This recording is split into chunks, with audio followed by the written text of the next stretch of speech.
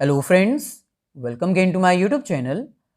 आज के इस वीडियो में हम डिस्कस करेंगे गवर्नमेंट बजट के इंपॉर्टेंट टॉपिक्स और इंपॉर्टेंट क्वेश्चंस के बारे में with the help of MCQs. Government budget के इंपॉर्टेंट टॉपिक्स और इंपॉर्टेंट क्वेश्चंस के रिगार्डिंग ये हमारे पास थर्ड पार्ट है। इससे पहले जितनी भी वीडियोज हमने अपलोड की हैं मैक्रो इकोनॉमिक्स, इंडियन इकोनॉमिक्स या फिर माइक्रो इकोनॉमिक्स के रिगार्डिंग, उन सभी वीडियोज का लिंक डिस्क्रिप्शन में गिवन है, आप जाकर देख सकते हैं। आज के इस थर्ड पार्ट में हम कंटिन्यू करेंगे अपने गवर्नमेंट बजट के कंपोनेंट्स के साथ, और वीडियो के लास्ट में हम कुछ इंपॉर्टेंट एमसीक्यूज, असर्शन और रीजन बेस्ड क्वेश्चंस भी डिस्कस करेंगे। जैसे कि आपको पता है, गवर्नमेंट बजट के सेकंड पार्ट में हमने गवर्नमेंट बजट के कंपोनेंट्स स्टार्ट कर दिए थे।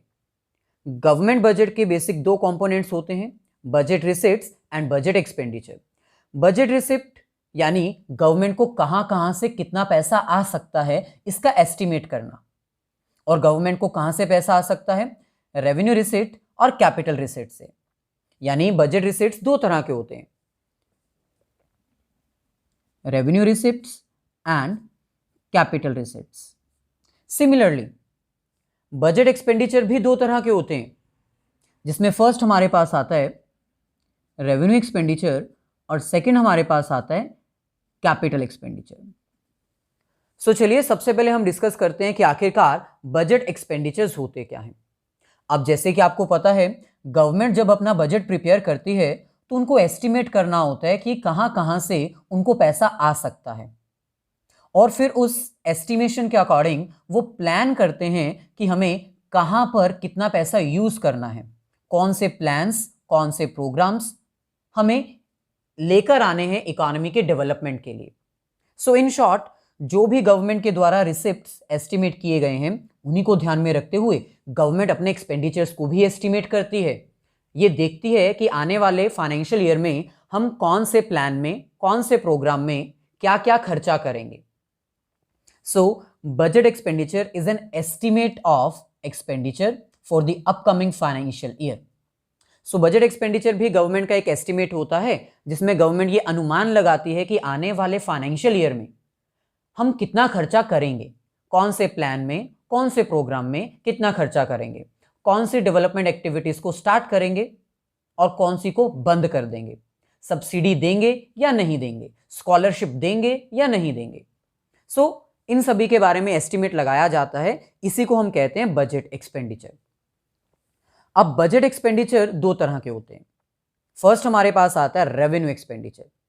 अब जैसे कि आपको पता है, रेवेन्यू रिसीट्स कुछ ऐसी रिसीट्स होती हैं जो गवर्नमेंट को डेली बेसिस पर रिसीव होती हैं। सिमिलरली रेवेन्यू एक्सपेंडिचर्स भी कुछ ऐसे एक्सपेंडिचर्स हैं जो गवर्नमेंट को रेगुलर बेसिस पर इंकर करने पड़ते हैं, यानी ऐसी पेमेंट जो डेली बेसिस पे गवर्नमेंट को देनी ही पड़ती है।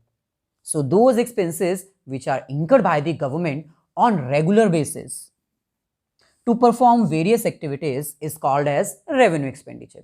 गवर्नमेंट के द्वारा किए गए ऐसे खर्चे जो गवर्नमेंट को रेगुलरली पे करने पड़ते हैं उनको हम कहते हैं रेवेन्यू एक्सपेंडिचर। लेकिन इकोनॉमिक पॉइंट ऑफ व्यू से अगर देखा जाए तो रेवेन्यू एक्सपेंडिचर्स वो होते हैं जो ये दोनों कंडीशंस सेटिस्फाई करते हैं। दोनों में से अगर कोई एक भी कंडीशन सेटिस्फाई हो जाए तो हम उसको रेवेन्यू एक्सपेंडिचर कहेंगे। Condition number 1, those expenses which does not create any asset for the government. मतलब गवर्नमेंट के द्वारा किया गया खर्चा, गवर्नमेंट के द्वारा दिया गया पैसा रेवेन्यू एक्सपेंडिचर तभी कहलाएगा जब बदले में गवर्नमेंट को कोई एसेट नहीं मिलेगी। यानी फॉर एग्जांपल, ये हमारे पास है गवर्नमेंट ने कुछ खर्चा किया, कुछ पेमेंट की, किसी को भी कोई पेमेंट दी है, लेकिन बदले में गवर्नमेंट को कुछ भी नहीं मिला, समथिंग रिटर्न कुछ भी नहीं मिला। गवर्नमेंट ने खर्चा किया, गवर्नमेंट ने पेमेंट दी, लेकिन बदले में गवर्नमेंट को कुछ भी नहीं मिल रहा है, इसको कहते हैं revenue expenditure. For example, government ने एक होनहार स्टूडेंट को स्कॉलरशिप दी है, एक इंटेलिजेंट स्टूडेंट है, उसने बहुत अच्छे मार्क्स गेन किए हैं, तो गवर्नमेंट ने उसको 1 लाख रुपीस की स्कॉलरशिप दी है। तो 1 लाख के बदले में ये जो स्टूडेंट है वो गवर्नमेंट को थोड़ी ना कुछ पे करेगा, तो ये हुआ ना revenue expenditure. So those expenses which does not create any asset for the government. Second condition, those expenses which does not reduces the liability of the government. Government के द्वारा दिया गया पैसा, गवर्नमेंट के द्वारा दिया गया पैसा अगर गवर्नमेंट की लायबिलिटी कम नहीं करता तो उसको हम कहते हैं revenue expenditure. For example, government ने एक पेमेंट की है, गवर्नमेंट ने एक पेमेंट की है किसी पर्टिकुलर पर्सन को, लेकिन गवर्नमेंट की लायबिलिटी कम नहीं हो रही है. फॉर एग्जाम्पल, गवर्नमेंट ने इंटरेस्ट पे किया है, इंटरेस्ट. गवर्नमेंट ने पैसा उधार लिया हुआ था, उस उधार लिए गए पैसे के ऊपर गवर्नमेंट को इंटरेस्ट देना था ना, तो गवर्नमेंट ने इंटरेस्ट की पेमेंट की है. तो क्या इससे गवर्नमेंट की प्रिंसिपल लायबिलिटी कम हुई है? 50 लाख का लोन लिया था गवर्नमेंट ने, जिसके ऊपर एवरी मंथ उनको 5,000 रुपए इंटरेस्ट देना पड़ता है. मान लो 5,000, तो हर महीने गवर्नमेंट 5,000 रुपीज इंटरेस्ट देती है. तो क्या इससे प्रिंसिपल लायबिलिटी कम हुई? ऑब्वियसली नहीं. या फिर मान लो गवर्नमेंट ने अपने इंप्लॉइज को सैलरी देनी है, सैलरी की पेमेंट की है, तो क्या इससे कोई लायबिलिटी कम हुई? नहीं. सैलरी पे करना गवर्नमेंट की रिस्पॉन्सिबिलिटी है. अगर गवर्नमेंट सर्विसेज यूज करती है अपने इंप्लॉइज की, हॉस्पिटल में डॉक्टर्स होते हैं, सो उनको अगर पेमेंट की जाती है तो ये एक तरह से रेवेन्यू एक्सपेंडिचर है, क्योंकि गवर्नमेंट की लायबिलिटी कम नहीं हो रही है. सो ऐसा खर्चा जिससे गवर्नमेंट की एसेट इंक्रीज नहीं होती और लायबिलिटी भी कम नहीं होती, उसको हम कहते हैं रेवेन्यू एक्सपेंडिचर. सो ये हमारे पास कुछ examples regarding revenue expenditure. First हमारे पास है wage bill of the government employees. भाई अगर गवर्नमेंट एम्प्लॉयज की सर्विसेज यूज कर रही है, एडमिनिस्ट्रेशन सर्विसेज यूज की जाती हैं, म्यूनिसिपल कॉरपोरेशंस में सर्विसेज यूज की जाती हैं, डिफरेंट हॉस्पिटल्स में सर्विसेज यूज की जाती हैं, तो उसके रिगार्डिंग पेमेंट करना भी रेवेन्यू एक्सपेंडिचर में ही आएगा. Second, interest payment. अगर गवर्नमेंट ने कोई लोन लिया है तो लोन की प्रिंसिपल अमाउंट भी होती है और इंटरेस्ट अमाउंट भी होती है. हम इंटरेस्ट अमाउंट की बात कर रहे हैं. अगर गवर्नमेंट डेली बेसिस के ऊपर हर महीने इंटरेस्ट की पेमेंट करती है तो ये तो रेवेन्यू नेचर का एक्सपेंडिचर हुआ ना, क्योंकि इससे लायबिलिटी कम नहीं होती. Expenditure on subsidies. Different subsidies provide की जाती हैं, जैसे एलपीजी सिलेंडर्स के ऊपर सब्सिडीज दी जाती है. सब्सिडाइज रेट पे बिलो द पॉवर्टी लाइन के लोगों को वीट प्रोवाइड की जाती है ना, इसेंशियल गुड्स और सर्विसेज प्रोवाइड की जाती हैं. तो ये भी तो गवर्नमेंट का खर्चा ही है ना, लेकिन इससे गवर्नमेंट की एसेट बढ़ती नहीं है और लायबिलिटी भी कम नहीं होती है. Defence purchases. कुछ डिफेंस सर्विसेज होती हैं, जैसे बॉर्डर सिक्योरिटी. जो इंप्लॉइज होते हैं जो बॉर्डर की रक्षा करते हैं, उनको भी तो सैलरी देनी होती है. उनकी जो डिफेंस सर्विसेज परचेज की जाती हैं उसके बदले में पेमेंट करना, ये भी रेवेन्यू नेचर का एक्सपेंडिचर है. डिफेंस परचेजेस का यहाँ पर मतलब है परचेज ऑफ डिफेंस सर्विसेज. यहाँ पर हम हेलीकॉप्टर्स, बुलेट्स या फिर टैंक्स की बात नहीं कर रहे हैं, क्योंकि वो रेवेन्यू नेचर का एक्सपेंडिचर नहीं होता. Grants to the state government. अगर सेंट्रल गवर्नमेंट की तरफ से स्टेट गवर्नमेंट को कोई ग्रांट दी जाती है नेचुरल क्लैमिटीज से डील करने के लिए, मान लो किसी स्टेट में कोई नेचुरल क्लैमिटी आ जाती है, बाढ़ आ जाती है, तो उस सिचुएशन से डील करने के लिए सेंट्रल गवर्नमेंट की तरफ से कुछ ग्रांट्स दी जाती हैं, तो ये भी रेवेन्यू नेचर का एक्सपेंडिचर है, क्योंकि गवर्नमेंट की एसेट नहीं बढ़ती है, स्टेट को ये पैसा वापस नहीं करना है, ये जरूरत के लिए दिया गया था सेंट्रल गवर्नमेंट की तरफ से, इसलिए कोई एसेट नहीं बढ़ेगी, कोई लायबिलिटी भी कम नहीं होगी. सो ये सब एग्जांपल है रेवेन्यू एक्सपेंडिचर की. अब हम बात करते हैं कैपिटल एक्सपेंडिचर की, जो कि रेवेन्यू एक्सपेंडिचर के ऑपोजिट होता है. रेवेन्यू एक्सपेंडिचर वो होते हैं जो डेली बेसिस पर इंकर किए जाते हैं और इनके इंकर करने से ना ही गवर्नमेंट की एसेट बढ़ती है और ना ही लायबिलिटी कम होती है. जबकि कैपिटल एक्सपेंडिचर कुछ ऐसे एक्सपेंडिचर्स होते हैं जो डेली बेसिस पर इंकर नहीं किए जाते, ये कभी कभी परफॉर्म किए जाते हैं और ये एसेट और लायबिलिटी पर इफेक्ट डालते हैं. Capital expenditures are those expenditures which either create an asset for the government or reduces the liability of the government. यानी वही सिंपल कॉन्सेप्ट है। मान लो ये हमारे पास गवर्नमेंट है, गवर्नमेंट ने खर्चा किया, गवर्नमेंट ने पेमेंट की, गवर्नमेंट ने ऐसी पेमेंट की है किसी बंदे को जिसके कारण उसकी एसेट बढ़ गई है। मान लो गवर्नमेंट ने एक बिल्डिंग कंस्ट्रक्ट की है, भाई बिल्डिंग कंस्ट्रक्ट करने के लिए पेमेंट तो करनी पड़ेगी, खर्चा तो करना पड़ेगा। तो जो पेमेंट की गई है गवर्नमेंट की तरफ से बिल्डिंग कंस्ट्रक्ट करवाने के लिए, वो कैपिटल नेचर का ही तो एक्सपेंडिचर है, क्योंकि उससे गवर्नमेंट की एसेट बढ़ रही है। अगर एसेट नहीं बढ़ती तो वो रेवेन्यू नेचर का एक्सपेंडिचर कहलाता, जैसे कि ये एक्सपेंडिचर ऑन सब्सिडीज। लेकिन यहां तो बिल्डिंग खड़ी हो रही है, बिल्डिंग एक एसेट है, एसेट बढ़ रही है, तो इसका मतलब ये कैपिटल एक्सपेंडिचर है। वहीं पर दूसरी तरफ गवर्नमेंट के द्वारा किया गया ऐसा खर्चा, ऐसी पेमेंट जिससे गवर्नमेंट की लायबिलिटी कम हो जाए, यानी गवर्नमेंट ने पैसा दिया है, पेमेंट की है और लायबिलिटी कम हो गई है। फॉर एग्जाम्पल, मान लो गवर्नमेंट ने 50 लाख का लोन ले रखा था, तो गवर्नमेंट ने उसको रीपे कर दिया, repayment of loan amount. So in that situation अगर लोन जो लिया था वो वापस कर दिया जाए, तो है तो ये खर्चा ना, है तो ये पेमेंट, लेकिन कौन सी? कैपिटल एक्सपेंडिचर्स की, रेवेन्यू की नहीं, क्योंकि इससे गवर्नमेंट की लायबिलिटी कम हो रही है। सो इन शॉर्ट, ऐसा खर्चा जिससे गवर्नमेंट की एसेट बढ़ जाए या फिर लायबिलिटी कम हो जाए, उसको हम कहते हैं कैपिटल एक्सपेंडिचर। सो ये हमारे पास है examples regarding capital expenditure. First हमारे पास है expenditure on land and building. अगर गवर्नमेंट कोई लैंड एक्वायर करती है, मान लो आपकी प्रॉपर्टी थी, आपने परचेज करके रखी हुई थी, गवर्नमेंट ने वो प्रॉपर्टी आपसे परचेज कर ली, क्योंकि वहां पर गवर्नमेंट ने अपना कोई प्रोजेक्ट इस्टेब्लिश करना है, तो गवर्नमेंट ने आपको पेमेंट तो दी होगी, गवर्नमेंट ने खर्चा तो किया होगा, लेकिन इस पेमेंट से गवर्नमेंट की एसेट बढ़ गई, तो ये कौन सा एक्सपेंडिचर कहलाएगा? Capital expenditure. Similarly second example हमारे पास है expenditure on machinery and equipments. मान लो एक गवर्नमेंट इंडस्ट्री है जहां पर साइकिल्स मैन्युफैक्चर की जाती हैं, तो साइकिल्स मैन्युफैक्चर करने के लिए गवर्नमेंट को मशीन लेनी है और कुछ इक्विपमेंट्स लेनी है। या फिर मान लो एक गवर्नमेंट हॉस्पिटल है और उस हॉस्पिटल में गवर्नमेंट ने कुछ न्यू इक्विपमेंट्स ली हैं और कुछ मशीन्स ली हैं, एक्सरे मशीन्स और other types of machines.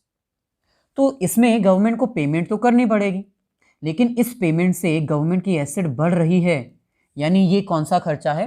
Capital expenditure. ऐसे ही थर्ड हमारे पास है परचेज ऑफ शेयर्स।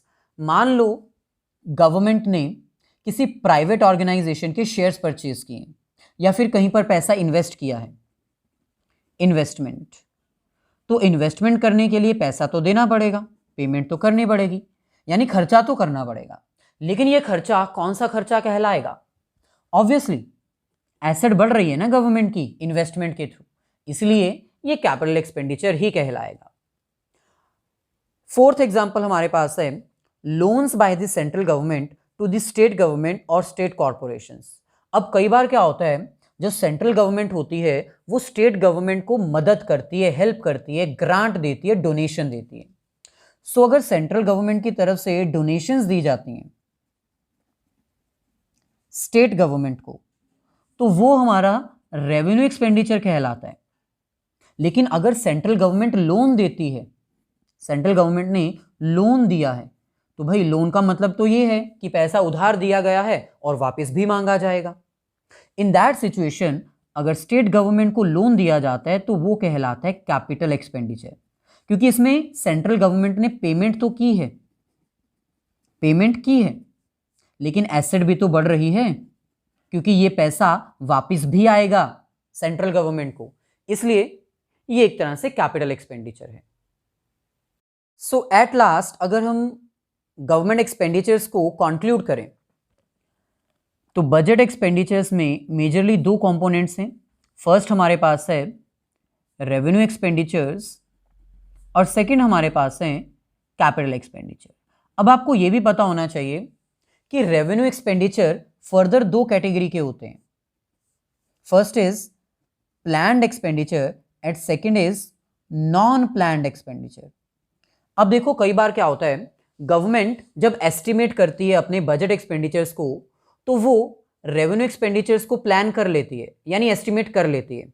लेकिन कुछ रेवेन्यू एक्सपेंडिचर्स ऐसे होते हैं जिनका एस्टिमेट करना मुश्किल होता है, जिनके बारे में पता ही नहीं चलता है, अचानक से उसके बारे में डिसीजन लेना पड़ता है। फॉर एग्जाम्पल, गवर्नमेंट ने डिसाइड किया था कि हम एलपीजी के ऊपर 100 रुपीज की सब्सिडी देंगे। तो ये क्या हुआ, रेवेन्यू एक्सपेंडिचर, सब्सिडी देना। और क्योंकि ये ऑलरेडी गवर्नमेंट ने एस्टिमेट कर लिया था, तो ये क्या कहलाएगा, प्लान्ड रेवेन्यू एक्सपेंडिचर। लेकिन अचानक से मार्केट में एलपीजी सिलेंडर बहुत महंगे हो गए, जिसके कारण गवर्नमेंट को एलपीजी के ऊपर 50 रुपीज सब्सिडी और देनी पड़ी। 100 रुपीज तो वो पहले ही दे रहे थे सब्सिडी, लेकिन 50 रुपए की सब्सिडी और देनी पड़ी। तो ये क्या कहलाएगा, नॉन प्लान्ड रेवेन्यू एक्सपेंडिचर। है तो ये रेवेन्यू एक्सपेंडिचर, क्योंकि सब्सिडी तो एक रेवेन्यू एक्सपेंडिचर होता है, लेकिन कौन सा वाला, क्या ये प्लान्ड था? नहीं, इसके बारे में तो गवर्नमेंट ने सोचा ही नहीं था कि अचानक से एलपीजी के प्राइसेस इतने बढ़ जाएंगे कि हमें एडिशनल और सब्सिडी देनी पड़ेगी। सो टोटल रेवेन्यू एक्सपेंडिचर कितने हैं, 150, जिसमें से 100 गवर्नमेंट ने ऑलरेडी प्लान कर लिए थे और 50 जो प्लान नहीं किए थे। सिमिलरली कैपिटल एक्सपेंडिचर भी ऐसे ही होते हैं, प्लान्ड और नॉन प्लान्ड। जिनको गवर्नमेंट एडवांस में प्लान कर लेती है वो कहलाते हैं प्लान्ड कैपिटल एक्सपेंडिचर, और जिसके बारे में गवर्नमेंट प्लान नहीं कर पाती, जिनको अचानक से ही बियर करना पड़ता है, वो कहलाते हैं नॉन प्लान्ड कैपिटल एक्सपेंडिचर।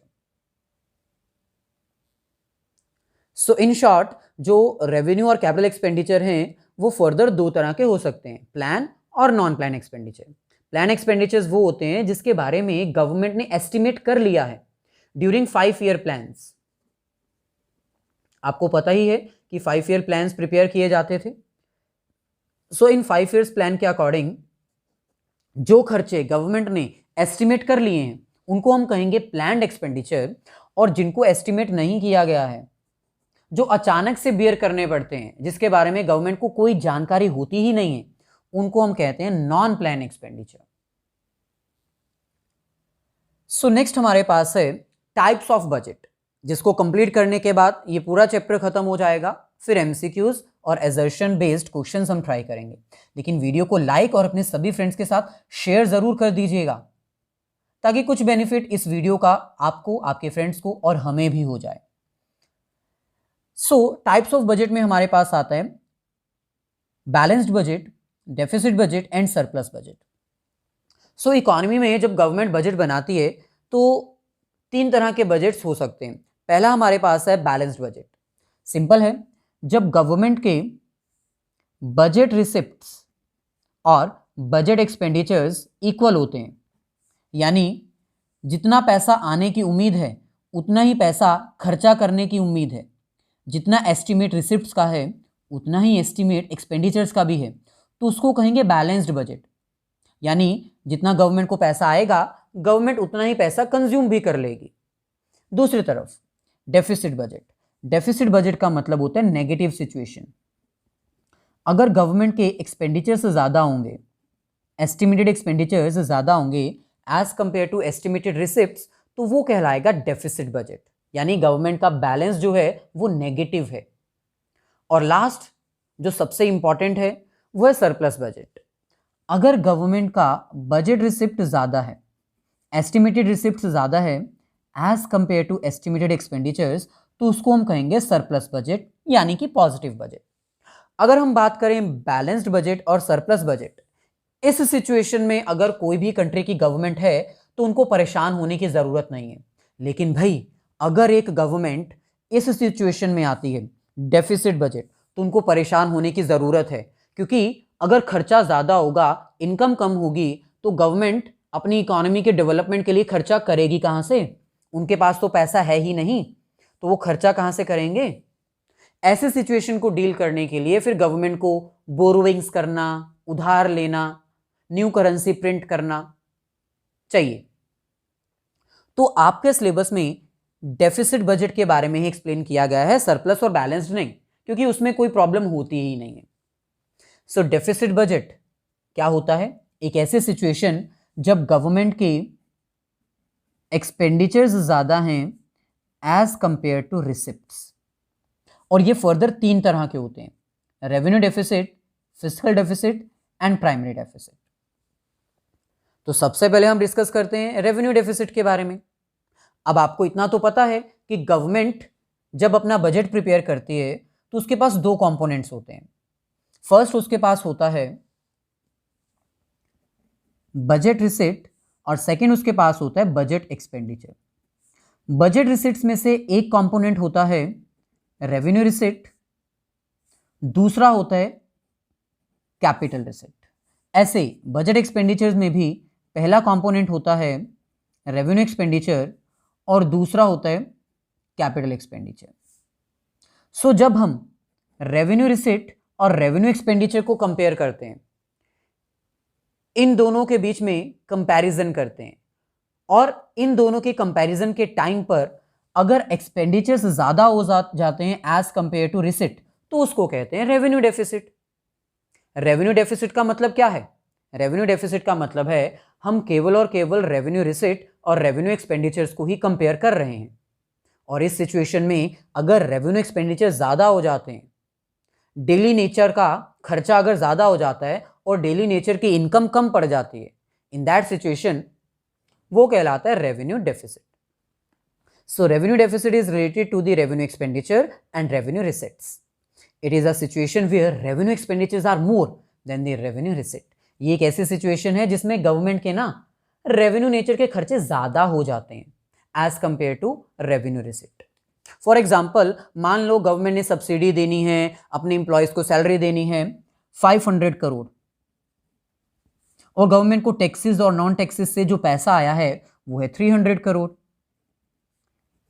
अब अगर ऐसी सिचुएशन होगी, खर्चा ज्यादा होगा इनकम के कंपैरिजन में, तो गवर्नमेंट क्या करे?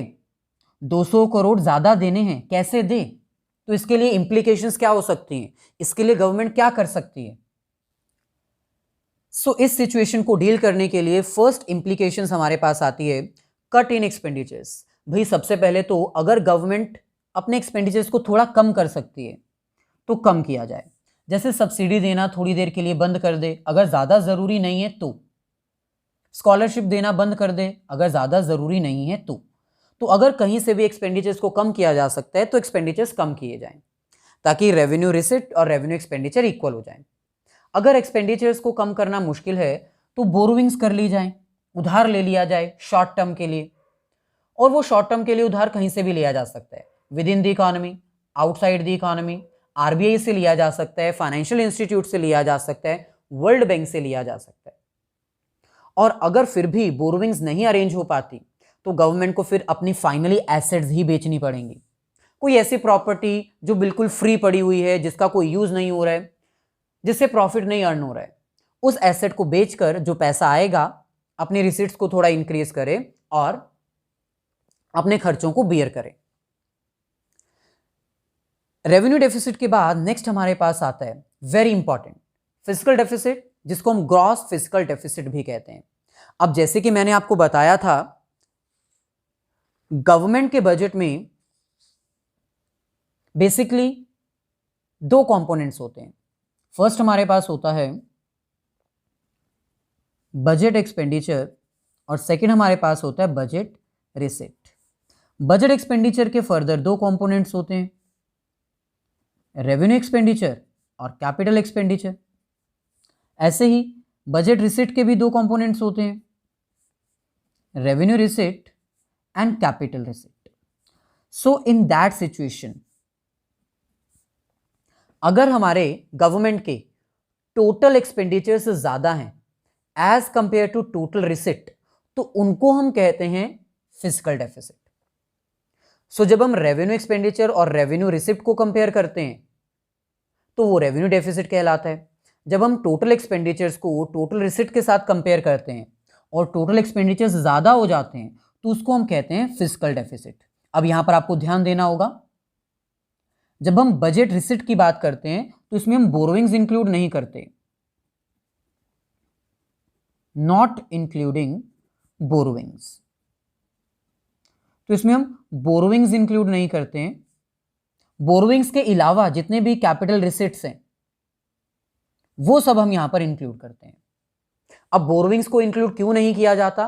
क्योंकि भाई फिजिकल डेफिसिट का मतलब ही बोरोविंग्स होता है।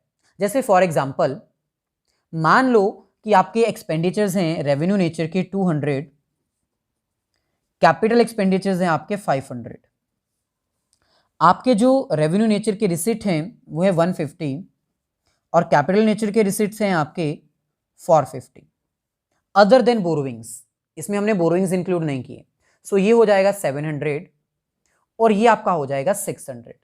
यानी आपकी इनकम 600 है लेकिन आप खर्चा 700 करना चाहते हो। ये कैसे पॉसिबल है? आपकी इनकम 600 है, आप खर्चा 700 करना चाहते हो, ये कैसे पॉसिबल है? तो ये पॉसिबल है by arranging the money through borrowings. So इसीलिए हम बोरोविंग्स इसमें इंक्लूड नहीं करते हैं, क्योंकि जो डेफिशिएंसी आएगी, जो डिफरेंस आएगा वो बोरोविंग्स ही कहलाएगा। यानी 100 रुपीज आपको चाहिए बोरोविंग्स के। और जब हम फिजिकल डेफिसिट की बात करते हैं तो ये ग्रॉस फिजिकल डेफिसिट होता है। ग्रॉस, ग्रॉस का मतलब है जब आप उधार लेते हो प्रिंसिपल अमाउंट के साथ साथ इसमें इंटरेस्ट भी इंक्लूड होता है, इंक्लूडिंग इंटरेस्ट लायबिलिटी। तो आपको तो पता ही है जब भी आप बोरोविंग्स करोगे तो आपको इंटरेस्ट देना पड़ेगा। तो इंक्लूडिंग इंटरेस्ट ये आपकी टोटल बोरोविंग्स हैं जिसमें आपने इंटरेस्ट पेमेंट भी इंक्लूडेड है। सो इसको हम कहते हैं फिजिकल डेफिसिट।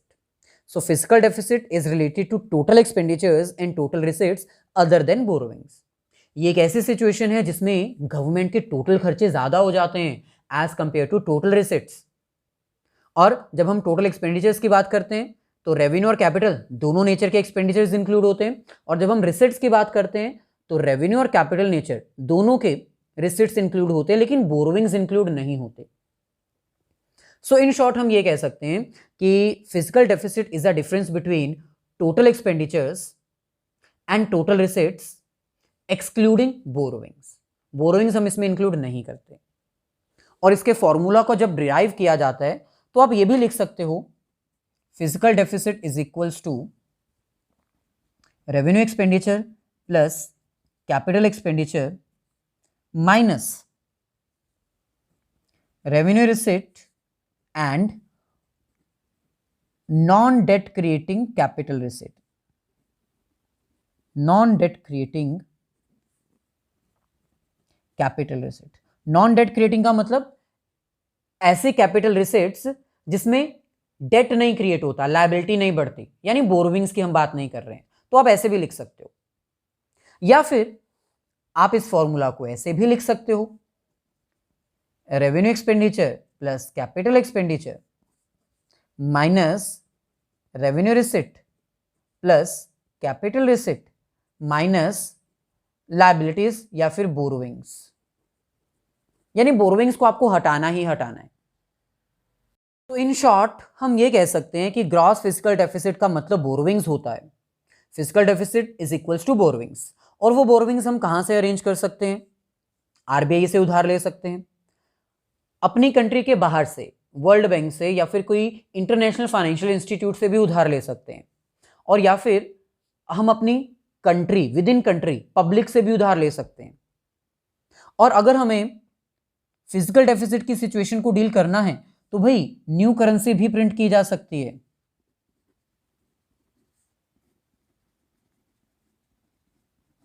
न्यू करेंसी अगर प्रिंट करनी है तो वो भी की जा सकती है। नेक्स्ट हमारे पास आता है व्हाट इज डेफिसिट फाइनेंसिंग। अब यहां पर आपको पता होना चाहिए फिजिकल डेफिसिट और डेफिसिट फाइनेंसिंग में डिफरेंस है। भाई आपकी इकोनॉमी का बजट डेफिसिट है, आपकी गवर्नमेंट नेगेटिव में चल रही है, तो ऐसे सिचुएशन में नेगेटिव प्रॉब्लम को टैकल करने के लिए गवर्नमेंट को उधार लेना पड़ेगा ना। तो गवर्नमेंट जिस सोर्स से उधार लेगी, जहां से पैसा अरेंज करेगी, उसको हम बोलेंगे physical deficit financing. So fund raised by the government to tackle the problem of budget deficit is called as deficit financing. यानी डेफिसिट सिचुएशन से डील करने के लिए, नेगेटिव सिचुएशन को दूर करने के लिए गवर्नमेंट फंड रेज करेगी और फंड जहां से रेज किए जाएंगे उसी को हम डेफिसिट फाइनेंसिंग बोलेंगे। अब जैसे हमने आपको रेवेन्यू डेफिसिट की इंप्लीकेशंस बताई थी, उसके आउटकम्स बताए थे, ऐसे ही अगर इकोनॉमी में हमारी गवर्नमेंट का बजट डेफिसिट हो जाता है, फिजिकल डेफिसिट हो जाता है, बोरोविंग्स करने की जरूरत पड़ जाती है, इन दैट सिचुएशन उसका रिजल्ट क्या होगा? पहला, इन्फ्लेशनरी स्पाइरल, यानी अगर गवर्नमेंट फिजिकल डेफिसिट को डील करने के लिए उधार लेती जाएगी तो उसका फर्स्ट इंपैक्ट क्या आएगा? हमारी इकोनॉमी में इन्फ्लेशन बढ़ता जाएगा, महंगाई बढ़ती जाएगी और हम एक ऐसे सर्कल में आकर फंस जाएंगे, महंगाई के ऐसे सर्कल में फंस जाएंगे जिससे बाहर निकलना मुश्किल हो जाएगा। कैसे? इकोनॉमी में फिजिकल डेफिसिट को फाइनेंस करने के लिए गवर्नमेंट ने उधार लिया, बोरोइंग्स। ये बोरोइंग्स गवर्नमेंट यूज करेगी पब्लिक के लिए, इन्वेस्टमेंट करेगी, खर्चा करेगी, जिसके कारण मार्केट में मनी की सप्लाई बढ़ जाएगी। जब मार्केट में मनी की सप्लाई बढ़ेगी, लोगों के हाथ में पैसा आएगा तो वो डिमांड ज़्यादा करेंगे, और जब किसी प्रोडक्ट की डिमांड ज़्यादा होती है तो आपको तो पता है ना, फिर एक इकोनॉमी में इन्फ्लेशन हो जाती है। सो इसका मतलब गवर्नमेंट अगर बोरोविंग्स करेगी डेफिसिट फाइनेंस करने के लिए तो मार्केट में मनी की सप्लाई बढ़ेगी, लोगों के हाथ में पैसा आएगा, वो पहले से ज़्यादा डिमांड करेंगे और इन्फ्लेशन हो जाएगी। सो पहला इंप्लीकेशन क्या है? इन्फ्लेशन। मार्केट में क्या हो जाएगी? इन्फ्लेशन। ऐसे ही सेकेंड इफेक्ट हमारे पास है backlog of national debt for future generation. भाई अगर डेफिसिट फाइनेंस करने के लिए, फिजिकल डेफिसिट को क्लियर करने के लिए, नेगेटिव पोजीशन को करेक्ट करने के लिए अगर हमारी गवर्नमेंट बोरोइंग्स करती जाएगी तो भाई हमारा बैकलॉग जो है वो बढ़ता जाएगा। आने वाली जनरेशन के लिए ये एक तरह से नेशनल डेट होगा। भाई हमारी आने वाली जनरेशन के ऊपर कर्जा बढ़ता जाएगा। अगर गवर्नमेंट ऐसे ही कॉन्टिन्यूसली बोरोइंग्स करती जाएगी तो हमारी फ्यूचर जनरेशन के ऊपर बर्डन रहेगा। हमारी इकोनॉमी जो है एक ट्रैप में फंस जाएगी, डेट ट्रैप हो जाएगा, हम कर्जे नीचे दब जाएंगे, हमारी आने वाली जनरेशन कर्जे के नीचे दब जाएगी। थर्ड हमारे पास है vicious circle of multiple borrowings. Simple है, अगर हम एक पैसा उधार लेंगे तो उस उधार पैसे को चुकाने के लिए हमें फिर से उधार लेना पड़ेगा, फिर उस उधार को चुकाने के लिए हमें फिर से उधार लेना पड़ेगा। मतलब अगर हम बोरोविंग्स करते जाएंगे तो हम एक ऐसे सर्कल में फंस जाएंगे कि जिसके लिए हमें कॉन्टिन्यूसली बोरोविंग्स के ऊपर बोरोविंग्स, बोरोविंग्स के ऊपर बोरोविंग्स बार बार करनी पड़ेंगी। सो अगर एक इकोनॉमी में फिजिकल डेफिसिट ज़्यादा है तो हम उधार के ऊपर उधार लेते जाएंगे, उधार के ऊपर उधार लेते जाएंगे तो मार्केट में जो इन्फ्लेशन है वो भी बढ़ती जाएगी, जीडीपी कम होती जाएगी, इकोनॉमी के ऊपर नेशनल डेट बढ़ता जाएगा, उधार चुकाने के लिए हम फिर उधार लेंगे, तो ये एक सर्कल बन के रह जाएगा और हम इससे कभी भी बाहर नहीं आ पाएंगे। फोर्थ इफेक्ट हमारे पास है क्राउडिंग आउट। क्राउडिंग आउट एक ऐसी सिचुएशन है जिसमें मार्केट में से फाइनेंस गायब हो जाएगा। कैसे? फॉर एग्जाम्पल, मान लो हमारी जो इकोनॉमी है उसमें टोटल फाइनेंस है 1 लाख करोड़ का, 1 लाख करोड़, यानी फाइनेंशियल मार्केट है 1 लाख करोड़ की। फाइनेंशियल मार्केट वो मार्केट होती है जो लोगों को उधार देती है। तो मान लो सपोज हमारी इकोनॉमी की जो फाइनेंशियल लिमिट है वो है 1 लाख करोड़।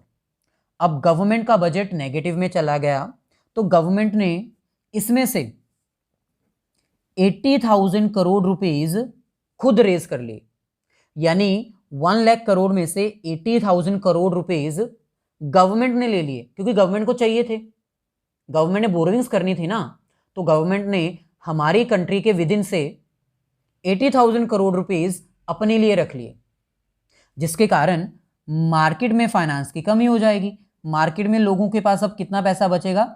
सिर्फ 20,000 करोड़। अब आप खुद सोचो, अगर मार्केट में से ज़्यादातर पैसा गवर्नमेंट ले जाएगी और बाकी सब के लिए थोड़ा सा पैसा रह जाएगा तो फाइनेंस की कमी नहीं हो जाएगी क्या? और अगर मार्केट में फाइनेंस की कमी हो गई तो भाई जो भी फाइनेंस देगा ना वो महंगे रेट पर देगा, क्योंकि उसको पता है फाइनेंस कहीं मिलना तो है नहीं, आपको अगर फाइनेंस चाहिए तो मेरे पास ही आना पड़ेगा। तो जिसके पास भी आप फाइनेंस लेने जाओगे वो आपसे ज़्यादा इंटरेस्ट चार्ज करेगा, हाई रेट ऑफ इंटरेस्ट के ऊपर आपको फाइनेंस मिलेगा। सो क्राउडिंग आउट एक ऐसी सिचुएशन है जहां पर इंटरेस्ट रेट महंगा हो जाता है। क्यों क्यों महंगा हो जाता है?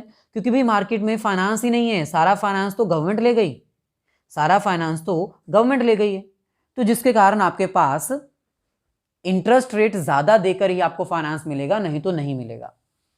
सो फोर्थ इफेक्ट क्या है फाइनेंशियल डेफिसिट का, फिजिकल डेफिसिट का? क्राउडिंग आउट, यानी इंटरेस्ट रेट महंगे हो जाएंगे फाइनेंस लेने के लिए। सो ऐसे ही लास्ट इफेक्ट हमारे पास आता है erosion of government credibility. Erosion का मतलब होता है खत्म हो जाना। जैसे आप सॉइल इरोजन सुनते थे ना, सिमिलरली इरोजन का मतलब उसमें क्या होता है? खत्म हो जाना। सो खत्म हो जाएगा क्या? गवर्नमेंट की क्रेडिबिलिटी। क्रेडिबिलिटी का मतलब होता है ट्रस्ट। भाई अगर इंडियन गवर्नमेंट अपने फिजिकल डेफिसिट को करेक्ट करने के लिए उधार के ऊपर उधार लेती जाएगी, तो वर्ल्ड की बाकी कंट्रीज क्या सोचेंगी कि इंडिया की गवर्नमेंट को काम करना नहीं आता, इंडिया की गवर्नमेंट को अपनी कंट्री चलानी नहीं आती, ये उधार के ऊपर उधार लेती जाती है और अपनी इकोनॉमी को चलाती है। इसका मतलब गवर्नमेंट की क्रेडिबिलिटी वर्ल्ड की बाकी कंट्रीज के सामने कम पड़ जाएगी, और एक समय ऐसे आएगा जब हमें उधार मिलना भी बंद हो जाएगा, हम उधार चुका नहीं पाएंगे, हम कर्जे के नीचे दबके रह जाएंगे और हमें हमारी सारी एसेट्स फॉरेनर्स को बेचनी पड़ेगी और इंडिया के ऊपर अगेन फॉरेनर्स का कंट्रोल आ जाएगा। सो फिफ्थ इफेक्ट क्या है? अगर गवर्नमेंट ऐसे उधार लेती जाएगी तो गवर्नमेंट की क्रेडिबिलिटी कम हो जाएगी, और अगर एक बार गवर्नमेंट की क्रेडिबिलिटी कम हो गई तो गवर्नमेंट को उधार मिलना बंद हो जाएगा। फिजिकल डेफिसिट के बाद नेक्स्ट हमारे पास आता है प्राइमरी डेफिसिट। अब जैसे कि हमने आपको बताया था कि फिजिकल डेफिसिट में हमारे पास जो प्रिंसिपल अमाउंट होती है बोरोविंग्स की वो भी आती है, और साथ में जो हमने इंटरेस्ट पे करना होता है वो भी आता है।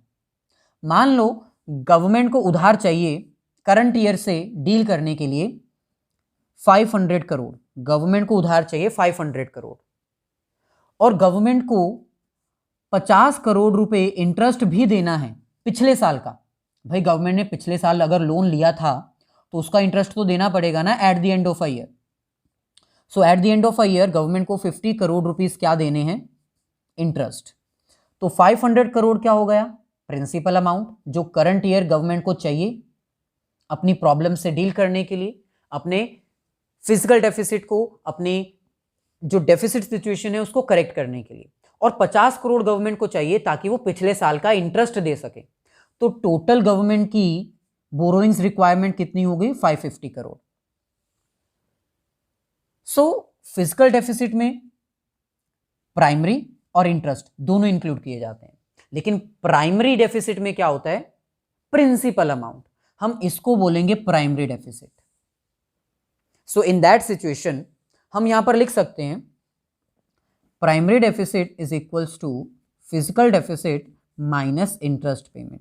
यानी गवर्नमेंट को टोटल बोरोविंग्स चाहिए 550 करोड़ रुपए, जिसमें से 50 करोड़ तो इंटरेस्ट के हैं, तो गवर्नमेंट को करंट ईयर से डील करने के लिए प्रिंसिपल अमाउंट कितनी चाहिए? 500 करोड़। सो प्राइमरी डेफिसिट क्या होता है? Primary deficit is the difference between physical deficit and interest payment. Government अगर अपनी इंटरेस्ट पेमेंट को माइनस कर देती है तो जो प्रिंसिपल अमाउंट बचती है, जो प्राइमरी अमाउंट बचती है, उसी को हम कहते हैं प्राइमरी डेफिसिट। हम ये भी कह सकते हैं कि प्राइमरी डेफिसिट गवर्नमेंट की बोरोविंग्स ही होती हैं, लेकिन ये कौन सी बोरोविंग्स होती हैं? ये नेट बोरोविंग्स होती हैं, ये नेट फिजिकल डेफिसिट कहलाती हैं, क्योंकि इसमें से हम इंटरेस्ट माइनस कर देते हैं। ये गवर्नमेंट की वो वाली बोरोविंग्स हैं जो गवर्नमेंट को चाहिए इंटरेस्ट पेमेंट करने के लिए नहीं, अदर देन इंटरेस्ट पेमेंट करने के लिए, यानी इंटरेस्ट के अलावा बाकी पेमेंट्स करने के लिए गवर्नमेंट को जो उधार चाहिए ना, उसको हम प्राइमरी डेफिसिट कहते हैं। So primary deficit is the difference between physical deficit and interest payment on the borrowings amount of previous year. So primary deficit एक डिफरेंस है, difference between physical deficit and interest payment. Interest payment काय का? भाई पिछले साल जो उधार लिया था उसके ऊपर जो इंटरेस्ट देना है उसकी बात कर रहे हैं। सो इंटरेस्ट पेमेंट हटा दी जाएंगी अगर फिजिकल डेफिसिट में से, तो वो कहलाएगा प्राइमरी डेफिसिट।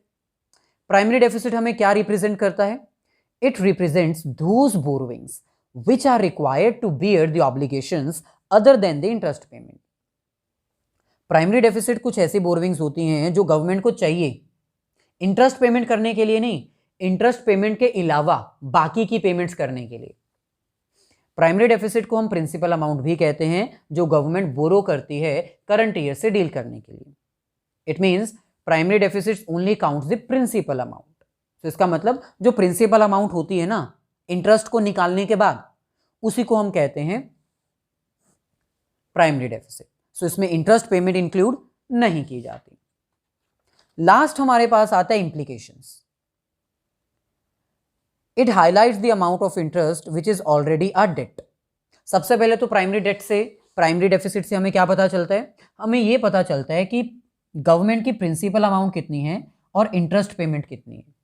और दूसरा, हमें यह भी पता चलता है कि अगर फिजिकल डेफिसिट ज़्यादा होगा तो भाई गवर्नमेंट का प्राइमरी डेफिसिट भी ज़्यादा होगा, क्योंकि फिजिकल डेफिसिट और प्राइमरी डेफिसिट दोनों का मतलब बोरोविंग्स ही होता है। लेकिन डिफरेंस इतना है कि फिजिकल डेफिसिट में हम इंटरेस्ट इंक्लूड करते हैं और प्राइमरी डेफिसिट में हम इंटरेस्ट इंक्लूड नहीं करते। सो अगर एक कंट्री की गवर्नमेंट का फिजिकल डेफिसिट ज़्यादा होगा तो प्राइमरी डेफिसिट भी ज़्यादा ही होगा। सो ये था हमारे पास आज का कंटेंट। इन्हीं टॉपिक्स के ऊपर बेस्ड अब हम कुछ एमसीक्यूज कंडक्ट करते हैं। भाई वीडियो को लाइक तो बनता है, नहीं किया तो कर दीजिए अभी तुरंत, और अपने फ्रेंड्स के साथ भी शेयर कर दीजिए। कमेंट करके ज़रूर बताइएगा कि आउट ऑफ एमसीक्यूज आपके कितने मार्क्स आए। सो ये हमारे पास MCQs based on the important topics. हम क्वेश्चंस रीड करेंगे और डायरेक्टली उसका आंसर बताएंगे। आप वीडियो को पॉज करके उसका आंसर अपने माइंड में सोच सकते हैं और देख सकते हैं कि आउट ऑफ कितने एमसीक्यूज आपके कितने मार्क्स आए। कमेंट करके मार्क्स ज़रूर बताइएगा और अपने फ्रेंड्स के साथ भी शेयर करिएगा। सो फर्स्ट हमारे पास है capital expenditure is that estimated expenditure of the government by which. So इसका करेक्ट आंसर होगा option C, both A and B, क्योंकि कैपिटल एक्सपेंडिचर्स वो एक्सपेंडिचर्स होते हैं जिससे गवर्नमेंट की या तो एसेट बढ़ जाती है या फिर लायबिलिटी कम हो जाती है। सेकेंड हमारे पास है deficit budget refers to that situation in which government's budget expenditure is. इसका करेक्ट आंसर होगा option B, more than its budget receipt. जब गवर्नमेंट के एक्सपेंडिचर ज्यादा होते हैं एज कंपेयर टू रिसिप्ट्स तो उसी को हम कहते हैं डेफिसिट बजट। थर्ड क्वेश्चन हमारे पास है physical deficit is equals to, formula आपको बताना है।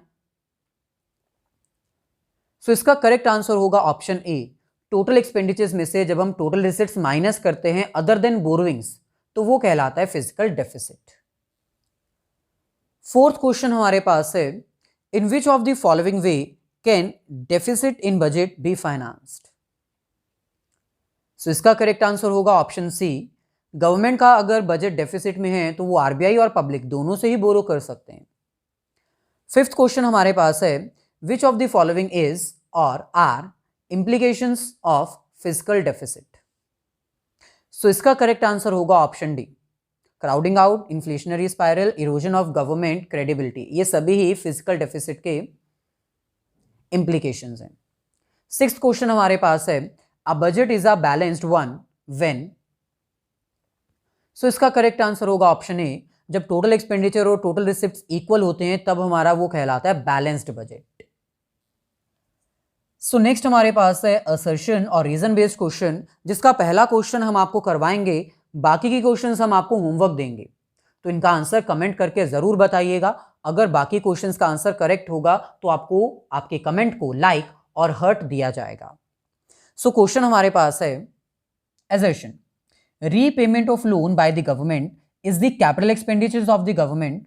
Reason, capital expenditures government leads to the creation of asset और रिडक्शन इन लायबिलिटी। सो इसका करेक्ट आंसर है ऑप्शन ए, यानी यहां पर एजर्शन और रीजन दोनों करेक्ट हैं और इनके बीच में प्रॉपर एक्सप्लेनेशन भी है। अगर गवर्नमेंट के द्वारा लोन की रीपेमेंट की जाती है तो वो एक कैपिटल एक्सपेंडिचर है, क्योंकि अगर गवर्नमेंट अपने लोन की रीपेमेंट करती है तो उससे लायबिलिटी कम हो जाएगी। और रीजन भी सही लिख रखा है, कैपिटल एक्सपेंडिचर्स वो एक्सपेंडिचर्स होते हैं जिससे गवर्नमेंट की एसेट बढ़ती है या फिर लायबिलिटी कम होती है। तो एजर्शन और रीजन में प्रॉपर एक्सप्लेनेशन है। सो ये आपके पास है सेकंड, थर्ड, फोर्थ, फिफ्थ और सिक्स्थ क्वेश्चन। आप इसको ट्राई करिएगा, आंसर कमेंट सेक्शन में जरूर बताइएगा ताकि आपको भी इनका आंसर्स पता चल जाए।